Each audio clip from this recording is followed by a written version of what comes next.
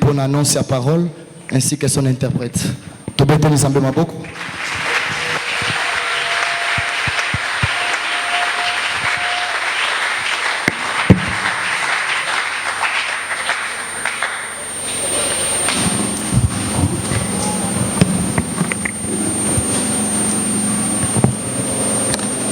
Nous vous saluons dans le précieux nom de notre Rédempteur Jésus.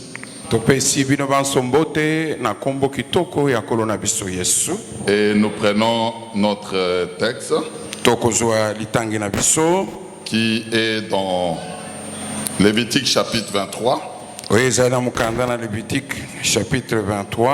Aujourd'hui, nous avançons au verset 4 et 5. 4 et 5.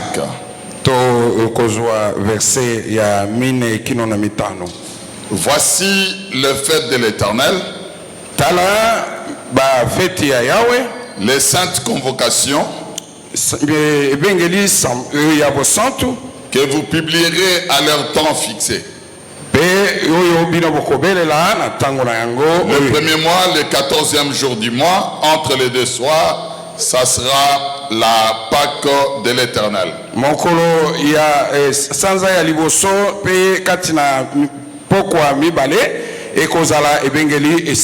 Prions.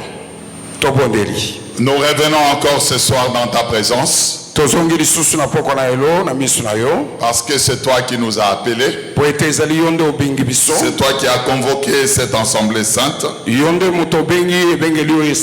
plaise à toi d'accomplir le but pour lequel tu nous as réunis ce soir. Tu n'es pas un homme pour mentir, ni le fils de l'homme pour te répondre. Et tu n'as jamais failli à tes promesses.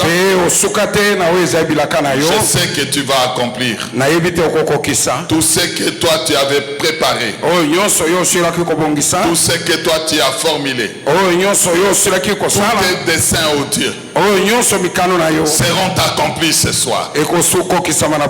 Ainsi, au nom de Jésus, en vertu du pouvoir que toi tu m'as conféré, je déloge toutes les forces des ténèbres.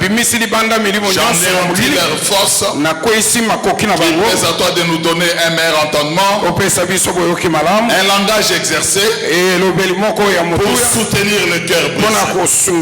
Merci Père, parce que toi tu le feras dans le précieux nom de notre Rédempteur Jésus.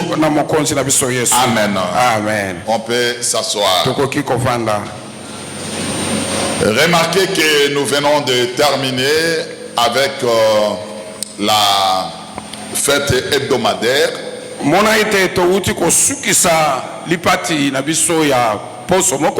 Et cette fête nous a pris 3 jours. Et par la grâce de Dieu, aujourd'hui, nous commençons avec une autre fête. Cette fois-là, c'est une fête annuelle. Et cette fête annuelle, le Seigneur dit, ce sont des temps fixés. Et ce temps-là est déterminé par Dieu. Nous disons que l'ouverture du calendrier des fêtes de Dieu commence avec la fête de Pâques.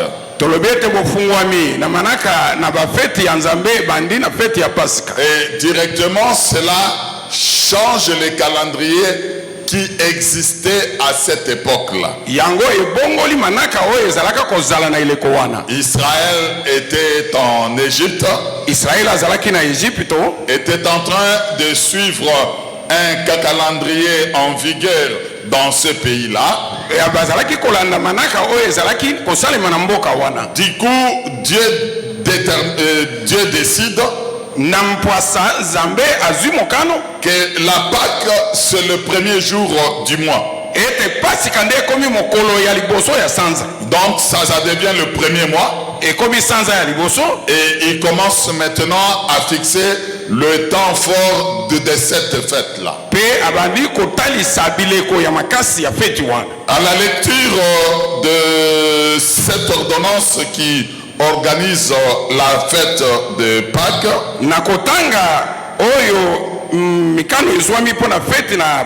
nous sommes en train de comprendre que ici c'est une nouvelle ère. Les choses commencent autrement. Et tout bascule maintenant. Et Israël finalement doit entrer dans son dessein. Cela s'était passé en Égypte. Et plus tard, le Seigneur instituera, nous allons voir en ordonnance que cette fête-là devient sa fête. Parce que ici, nous sommes devant le fête de l'Éternel.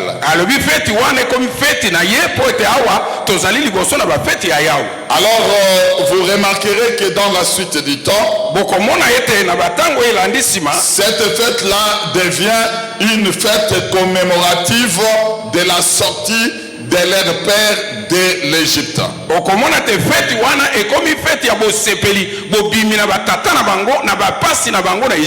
Ainsi, nous devons commencer d'abord par des définitions, des concepts, pour que nous puissions saisir. Parce que si on ne saisit pas le mot, on ne peut pas bien adorer.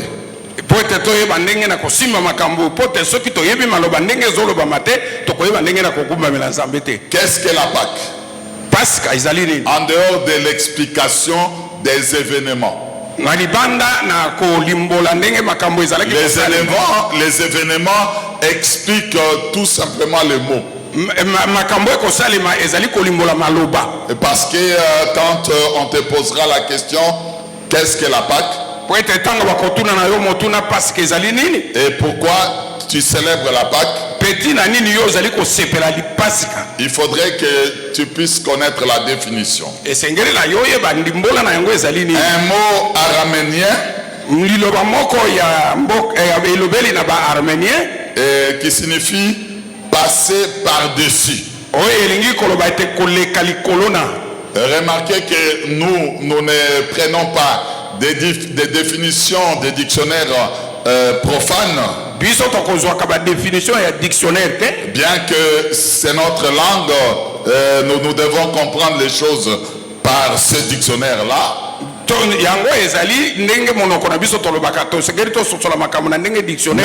Mais plutôt, il faudrait comprendre cela dans la pensée de Dieu. Ainsi, nous voudrions définir la Pâque de la manière dont Dieu lui-même définit. Nous prenons le livre d'Exode chapitre 12. Verset 12 également. Nous lirons 12 et 13 pour comprendre la pensée de la Pâque. Si nous comprenons cette pensée-là, nous sommes dans la pensée de Dieu. Cette nuit-là, c'est-à-dire, ça se passe la nuit. Cette nuit-là, c'est la raison pour laquelle nous ne célébrons pas la Sainte Seine pendant le jour. Tous ceux qui célèbrent la Sainte Seine pendant le jour, ils sont dans l'erreur. Parce que vous ne saurez pas expliquer le matin comment vous pouvez célébrer la Sainte Seine. C'est la nourriture du soir. C'était symbolique. Or, le soir parlait d'un peuple. Et ce peuple-là, c'est l'église. Ce n'était pas une histoire du peuple du matin, qui est Israël. Mais ça parlait du peuple du soir. Et il est aberrant de célébrer cela pendant le matin. Parce que vous n'aurez pas une écriture qui soutient cela. Amen. Cette nuit-là, je passerai dans le pays d'Égypte et je frapperai tous les premiers-nés du pays d'Égypte. Depuis les hommes jusqu'aux animaux, j'exercerai des jugements contre tous les dieux d'Égypte. Je suis l'Éternel. Cette nuit-là, je passerai dans le pays d'Égypte. C'est ce que nous venons de lire. C'est ça, non? C'est ça, oui. Je prends le texte original. J'ai fait une répétition. Exode 12 ans. Oui. Je suis au verset 13 maintenant. Le sang vous servira des signes sur les maisons où vous serez. Je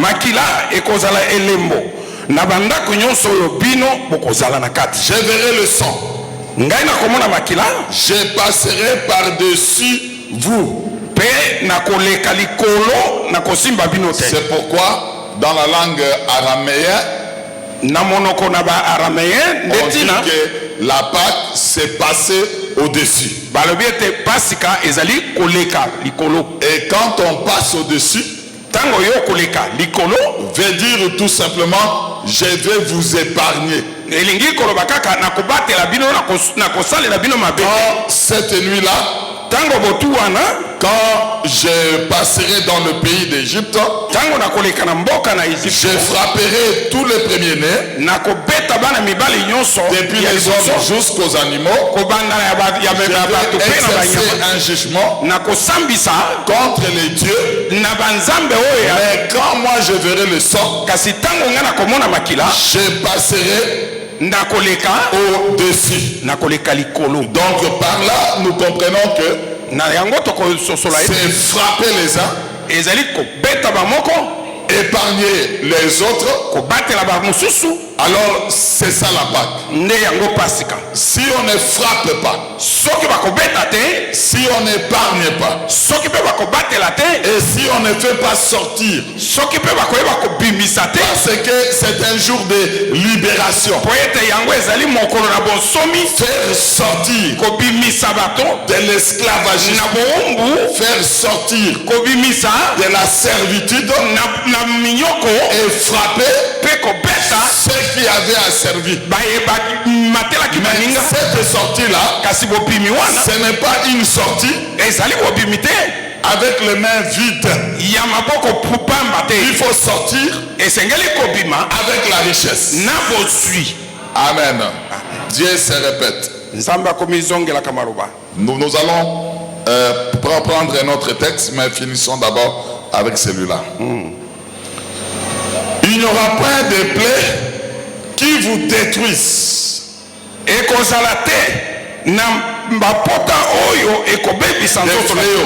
Des fléaux qui vous détruisent.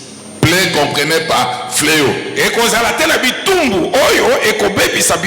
Quand je frapperai le pays d'Égypte. La Pâque, c'est le jour où tous les premiers-nés de l'Égypte sont frappés. Or, nous savons la définition du premier-né.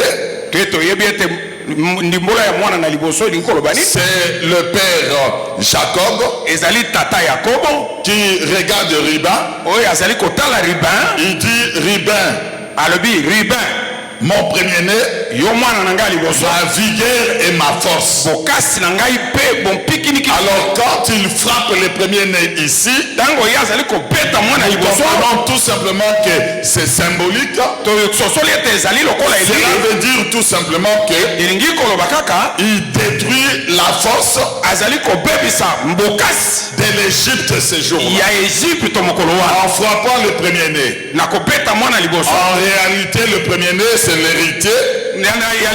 na bosolo mwana liboso Le azali premier-né, mofangoli c'est la force ye nde de mbokasi l'homme. ya mobali. Alors on le détruit, Tango babebisi ye si bien que s'il est détruit, na koloba ete tango ye abomami surtout parmi les animaux ekutami na banyama et dans les animaux, pe na kati na banyama c'est le premier-né ezali mwana liboso qui sert justement à la reprocréation. ye nde moto apesaka nzela te mabota ekoba. Et Égypte est dépourvue pe Egypte ezangaki de tous ces premiers-nés-là. bana na ye nyonso ya liboso. Quel jour? oyo mokolo moko C'est le jour de Pâques. mokolo nini mokolo na pasika. Tandis que ceux d'Israël, na ngambo mosusu baoyo na qui Israel fait la promesse nzambe alaki en disant na koloba ete il n'y aura point de plaie ekozala na kufa kuna te, qui vous détruisent. etumbu moko te oyo ekoya kobebisa bino Quand ezali je frapperai ntango na kobeta le pays d'Égypte. na mboka na Egypte. Voilà, je crois que la définition est simple. na banza ete ndimbola wana elimbweli wana ezali pete. Comme nous avions défini le sabbat comme étant cessation d'activité, lokola tolobaki ete sabata ezali kotika misala repos, ezali comme Dieu bopema lui-même aime appeler, il dit le repos. ye abengi yango kopema. Et ici nous comprenons que la Pâque, awa pe tososoli ete pasika c'est frapper les uns, ezali kobeta bamoko épargner les autres. kobatela bamosusu. Et les uns là pe bamoko wana sont les Égyptiens, ezali bato na Egypte, et ceux qui sont épargnés pe baye babatelami sont des Israélites, bazali bana na Israel, et ils sortent pe bapimi avec tous les biens. na bozwi nyonso, Ils sortent également bapimi lisusu de la servitude na boumbu to na et bunyokoli de l'esclavagisme. pe na boumbu. En réalité, pe na koloba c'est le jour où ezali mokolo ils sont devenus libres. oyo bakomaki sombi. C'est le jour de leur indépendance. ezali mokolo oyo bazwaki C'est le lipanda. jour de la liberté. ezali mokolo ya bobimi na boumbu. Et cette liberté-là pe bobimi wana na boumbu devrait leur être donnée par quelqu'un. esengelaki epesamela bango na mutu moko. C'est l'agneau. ezali mwana na pate. Amen. Amen. Amen. Prenons pour mieux comprendre la chose encore dans la définition. Pona kososola eloko yango na kati na bolimboli na yango. Dans la définition, nous voyons également que la Pâque, na kati na kolimbola tomoni te pasika pe. nous prenons 1 Corinthiens chapitre 5, tozwi verset Korinto ya liboso 7. chapitre ya mitano verset ya sambo. 1 Corinthiens chapitre 5 verset 7. Bakorinto ya yambo chapitre ya mitano verset ya sambo. Je crois que nous connaissons ces choses, mais nous sommes en train de les répéter autrement. na sukisami ete toyebi makambo oyo nde tozali koloba yango na lolenge mosusu. Amen.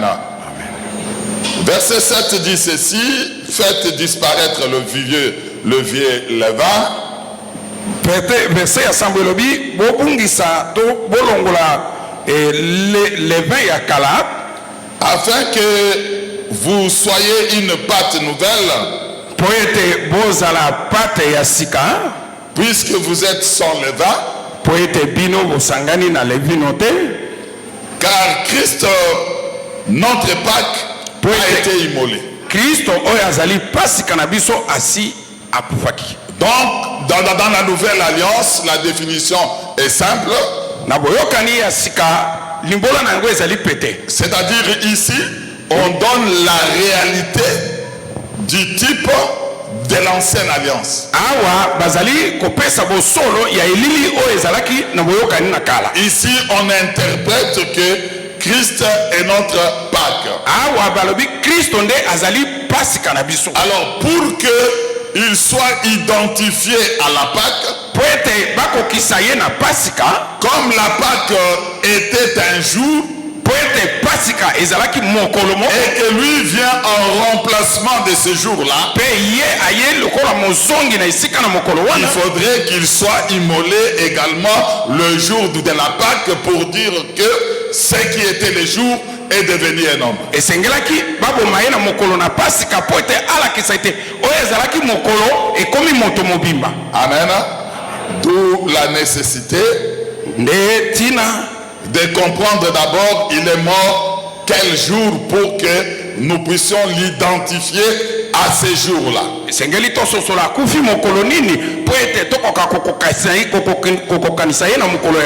Jean chapitre 19 verset 14.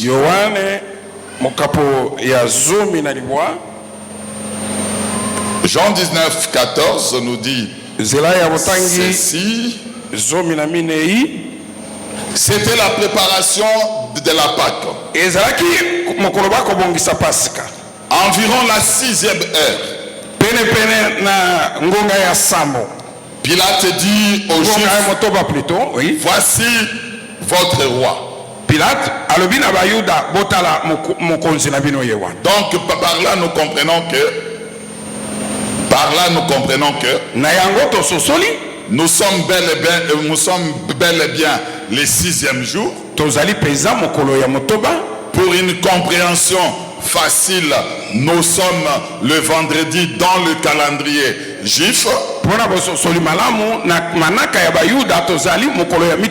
Et à la 6e heure, c'est-à-dire à midi, on les livre. Et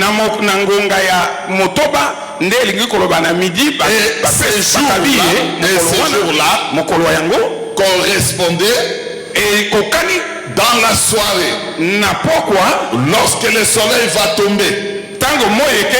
C'est cela la Pâque.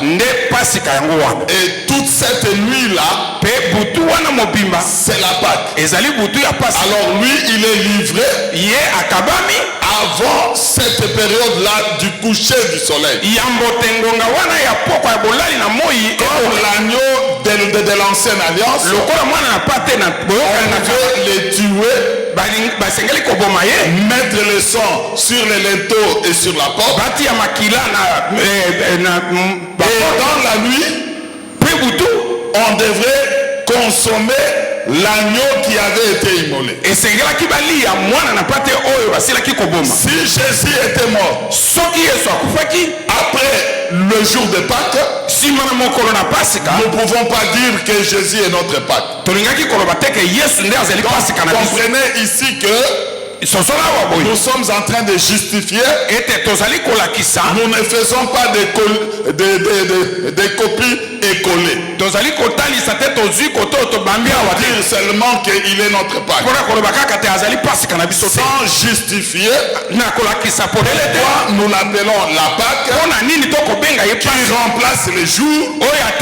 C'est parce qu'il vient mourir ces jours-là. Dire ceci, l'agneau immolé de l'ancienne alliance n'était qu'une préfiguration, n'était qu'une prophétie sur la véritable Pâque qui est Jésus-Christ. Que les chrétiens cessent cette erreur. Dans beaucoup d'écrits, et c'est ce que nous sommes habitués de lire.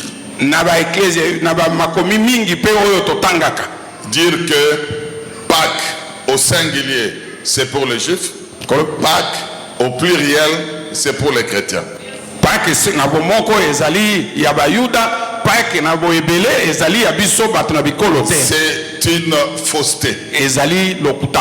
Il n'y a qu'une seule Pâques ezali kaka na Pasika moko dont l'accomplissement est en Jésus-Christ. Oyo bokokanisi nango e kokokana ko ezana kaka na Yesu. C'est passé pour ce peuple-là. Oyo nyonso elekaki pona libota wana. Jésus vient le faire pour l'église. Yesu aye kosala ngo pona ecclesia. Vous y êtes? Alors ici, nous comprenons que c'était la préparation de la Pâque, environ la 6e ère. On devrait maintenant prendre Jésus-Christ pour l'amener à l'immolation.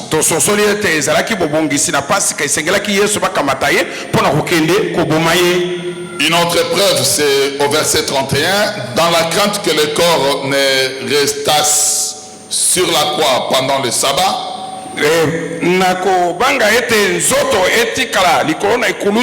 Car c'était la préparation. Ce jour-là de sabbat était un grand jour. Les Juifs demandèrent à Pilate qu'on rompît les jambes au crucifié et qu'on les enleva. Donc maintenant, vous qui célébrez le jour, vous êtes dans l'erreur. On vous verra l'année prochaine, au mois d'avril, en train de crier, c'est la Pâque, c'est la Pâque. Et vous allez même mettre des rameaux dans vos églises, et vous allez célébrer la Sainte Seine pendant le jour. Nous vous disons que vous êtes dans l'erreur. Cette célébration-là n'existe plus aujourd'hui. La Sainte Seine, on la célèbre n'importe quel jour, pourvu que ça se passe le soir, c'est-à-dire dans la nuit. On peut le faire le lundi, le mardi, n'importe quel jour. Parce que nous ne sommes plus liés au jour. Amen. Par manque de la connaissance, mon peuple périt. Vous y êtes? Donc, ne célébrez plus ça. Parce que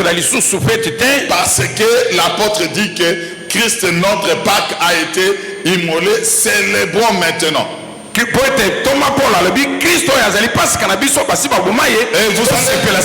vous allez comprendre qu'au sortir de ce lieu, vous allez commencer à célébrer la Pâque chaque jour. Parce que ici nous ne sommes plus liés au jour. Parce que la Pâque n'est plus le jour. La Pâque est devenue un homme qui avait été immolé. Pour célébrer, l'apôtre nous dit seulement que il faut être une nouvelle pâte. Une nouvelle pâte. Alors on devient une nouvelle pâte sans levain ou levure à l'intérieur.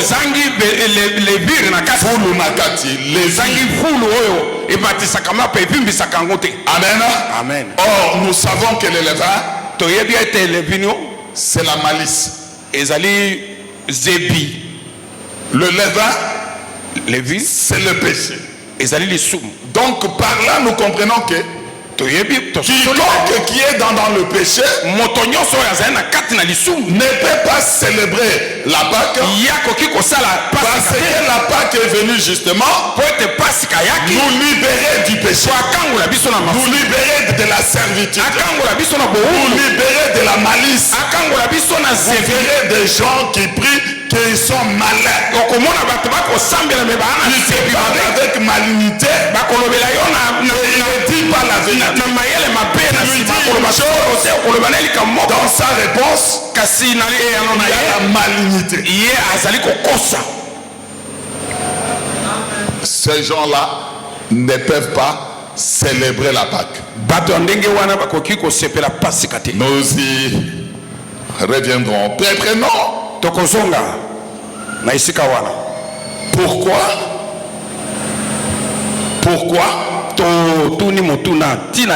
Ils sont arrivés en Égypte. Pourquoi on doit instituer la Pâque? Chapitre 15 de Genèse. Genèse mokapo ya 15. Amen.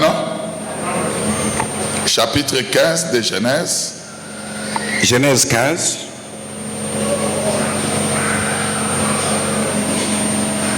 Le père Abraham était à la recherche d'une descendance.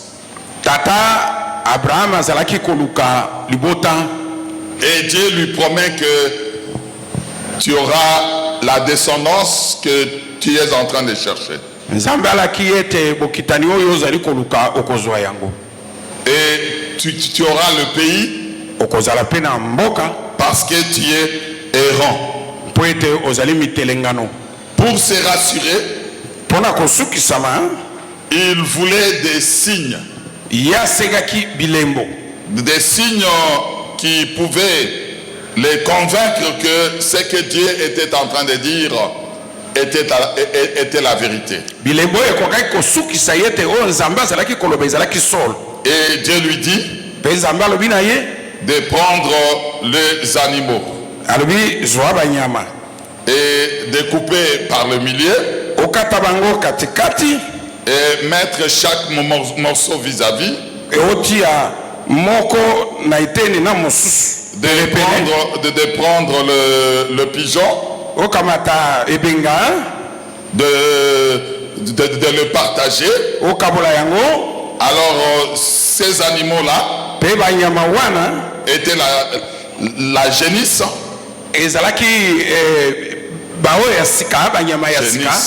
Génisse, c'est la femelle. Elle de. La génisse, c'est la femelle de qui? Ok. Le petit, je crois. Oui. C'est pas ça. Aidez-nous. Dans l'église, on réagit. C'est pour moi la prédication ou l'enseignement, c'est la conversation. C'est la raison pour laquelle vous réagissez par un amen, vous ponctuez et par un amen. Là, ça nous permet de comprendre si vous nous suivez ou pas.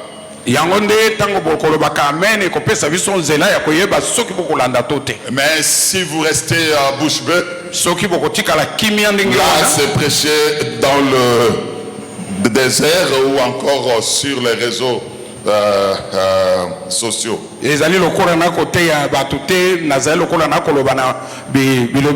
Alors, ces animaux-là sont dans Genèse chapitre 15, le verset 8. Chapitre 15, verset. Et on devrait le couper par deux. Au coucher du soleil. Lorsque Abraham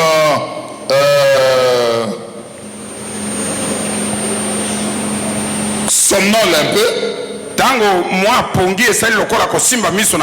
il a eu une frayeur et une grande obscurité.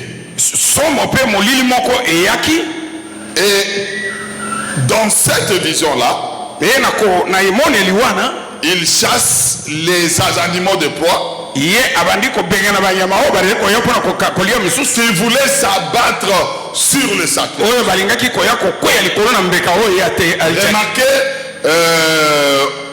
on dit qu'ils sont venus s'abattre. Non pas manger, mais s'abattre. en s'abattant comme ça, certainement le patriarche a compris que c'était un acte de profanation. Et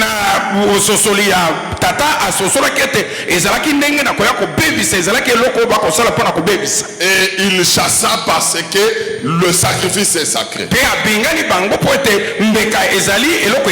C'est ainsi que Dieu décréta ces jours-là que ta descendance ira vers un pays qui ne sera pas le leur et qu'ils seront asservis et opprimés pendant 400 ans. Et il dit au verset 14, mais je jugerai la nation à laquelle ils seront asservis. Ils sortiront ensuite avec de grandes richesses. Pour quelle raison? Parce qu'ils ont été asservis. Ils ont travaillé. Ils ont fait de durs travaux. Ils ne peuvent pas sortir les mains vides. Ils ne peuvent pas sortir bréduits. Il y aura des effets conjugués. Je jugerai cette nation-là. Ensuite, ils sortiront avec de grandes richesses. Amen. Amen. Amen. Nous comprenons que le fait que ces animaux de proie qui était une représentation symbolique d'Israël qui rejette ou encore vient profaner le sacrifice véritable. Dieu dit que ils seront étrangers dans un pays qui ne sera pas le leur. Dieu se répète. Les animaux de sacrifice là étaient devenus en réalité Joseph, que eux ils se sont abattus sur eux. C'est à cause de Joseph qu'ils sont allés en Égypte. Parce qu'ils ont refusé celui que Dieu leur avait donné. Et par la famine, Dieu a accompli cette promesse-là. Ils se sont retrouvés en Égypte. Alors quand Joseph est mort, le pharaon qui ne connaissait pas Joseph a commencé à le maltraiter jusqu'à ce que le temps Dieu avait déterminé arrive pour leur libération. Remarquez ceci. Pour libérer un peuple,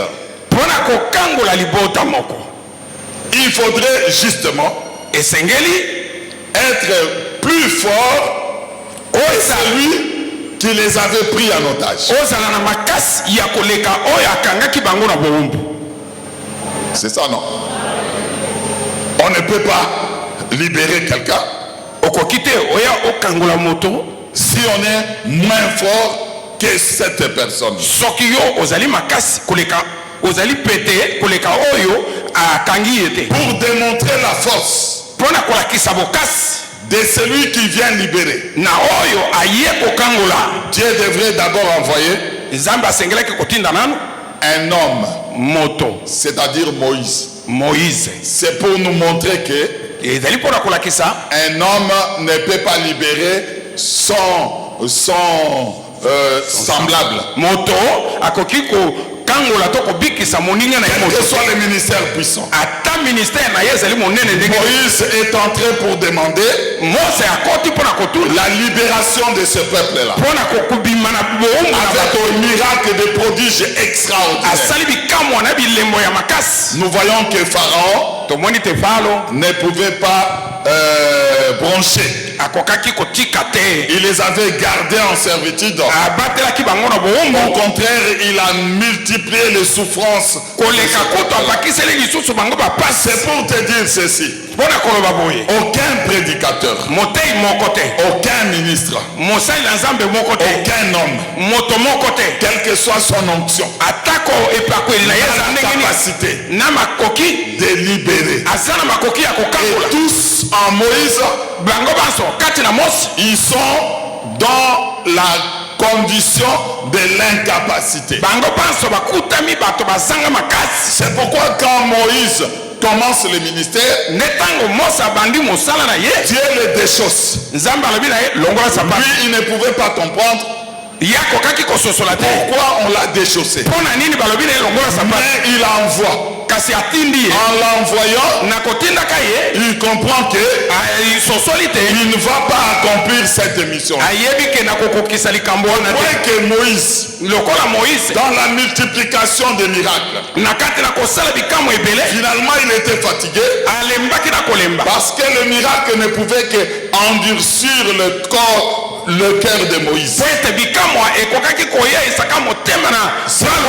C'est pourquoi ici nous disons, c'est le sang de l'agneau qui apporte la solution. Et la doctrine consacre cela. Et nous avons vaincu le diable à cause du sang de l'agneau. Donc nous que la libération, ce n'est pas le problème d'un homme. Tel que je suis là, je suis dans l'incapacité de vous libérer. Il n'y a que celui qui est venu dérouler le rouleau et qui avait dit que le Seigneur est sur moi. Il m'a envoyé pour libérer les captifs et rendre libre les opprimés. Et cette libération est une libération du corps et aussi une libération de l'esprit et des richesses.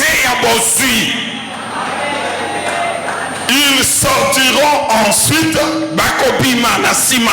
avec des grandes richesses. Si nous voyons le jugement sur l'Égypte, et nous devons croire aussi que c'est de cette même bouche-là qu'il y a eu ces deux phrases-là. Et ils sortiront ensuite avec des grandes richesses, pas de petites richesses. Regardez Israël aujourd'hui. C'est le témoignage vivant. C'est un pays riche.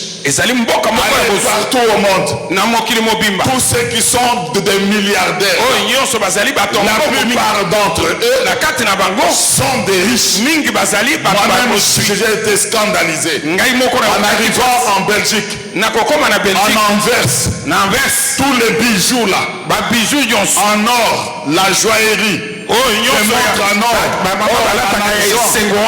ainsi que en diamant. Vous trouverez tous ces quartiers-là appartiennent aux Juifs. Des plus grands bailleurs de fonds aujourd'hui, les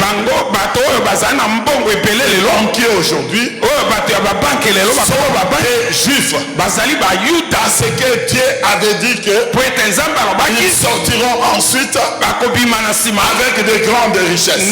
Ce qui a été pour les Juifs, l'est aujourd'hui pour l'Église. Nous ne prêchons pas une prédication de la pauvreté, une prédication d'attendre le ciel. Notre frère, Pierre a vu Jésus. Il lui dit, qu'est-ce que nous allons recevoir? Le Seigneur lui dit ceci. Le ciel, oui. Mais sur cette terre, il dit, mais nous avions tout abandonné. Nous avions laissé l'Égypte. Qu'est-ce que nous pouvons recevoir? Il lui dit, dans le siècle présent, vous recevrez au centime tout ce que vous aviez laissé. Donc ici, nous ne prêchons pas la pauvreté. La pauvreté est un vice.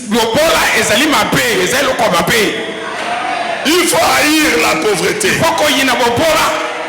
Et pour sortir de la pauvreté, il faudrait que la Pâque arrive. Notre Pâque Jésus-Christ nous arracher de la main du diable qui était le Pharaon, était en train de nous servir.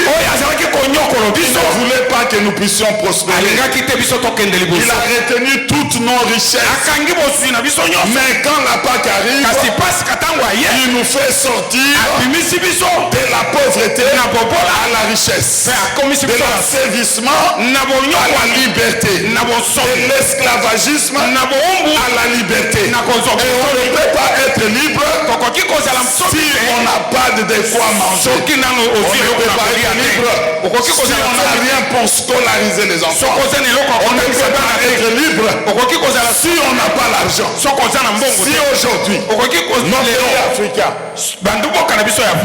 continuent à dépendre des occidentaux, c'est tout simplement à cause de la pauvreté.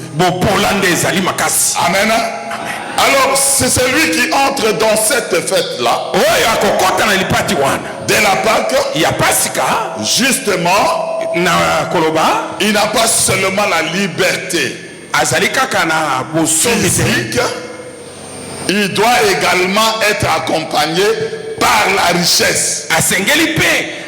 Nous devons voir la richesse. Si tu ne vois pas, dis au libérateur d'ordonner. Parce qu'en Égypte, il avait dit, je disposerai favorablement les femmes.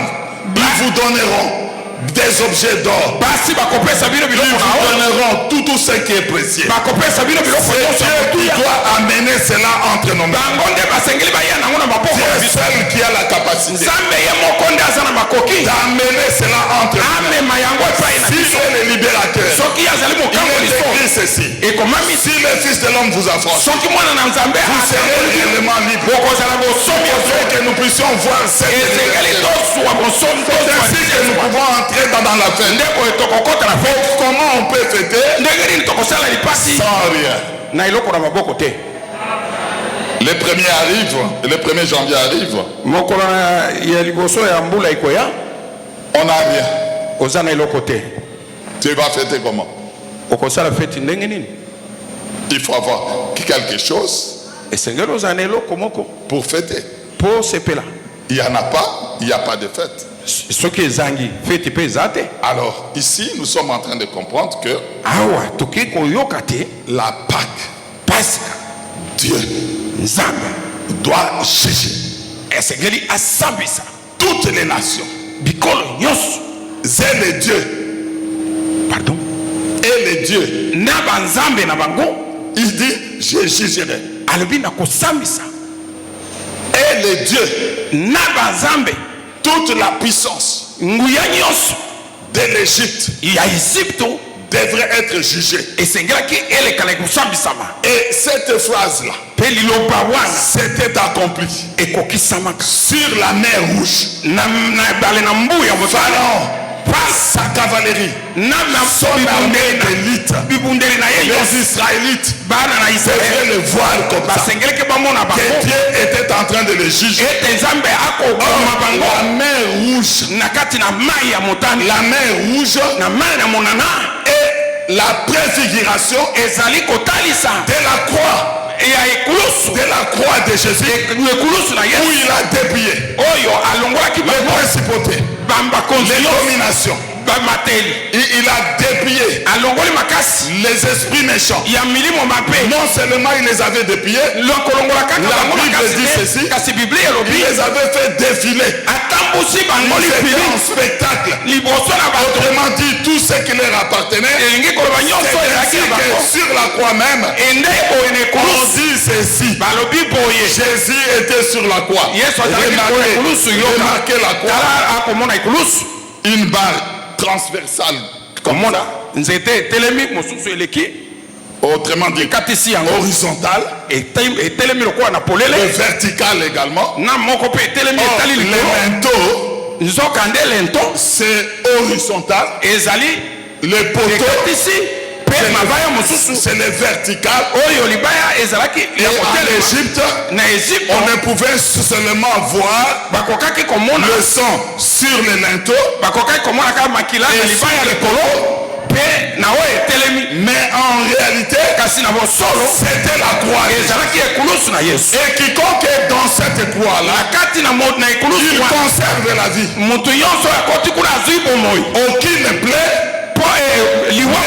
est touchée. Et la main rouge, en réalité, était une préfiguration de la croix de Jésus-Christ. Où Pharaon, ses armées,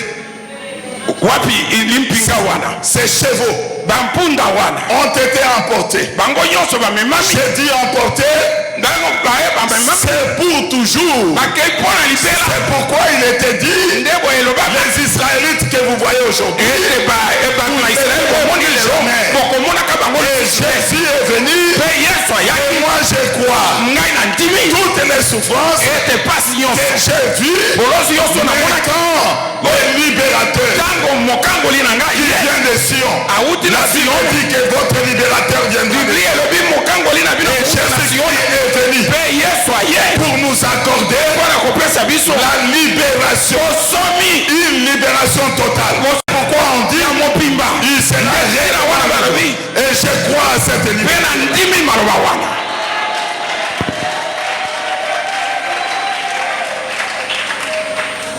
Voilà la Pâque. Nous venons d'entrer pleinement dans la fête. Et ce soir, nous devons voir comment Pharaon, son armée d'élite, ces sorciers-là, ils doivent couler ce soir. Et ce soir, nous ne demanderons pas seulement la liberté, mais l'exigence de sortir avec de grandes richesses. Pourquoi? Parce que lorsqu'il nous demandera de construire le tabernacle, nous devrions avoir de quoi donner. Parce que lui qui donne le premier, il viendra nous redemander en retour. Il ne faudrait pas que nous puissions manquer cela.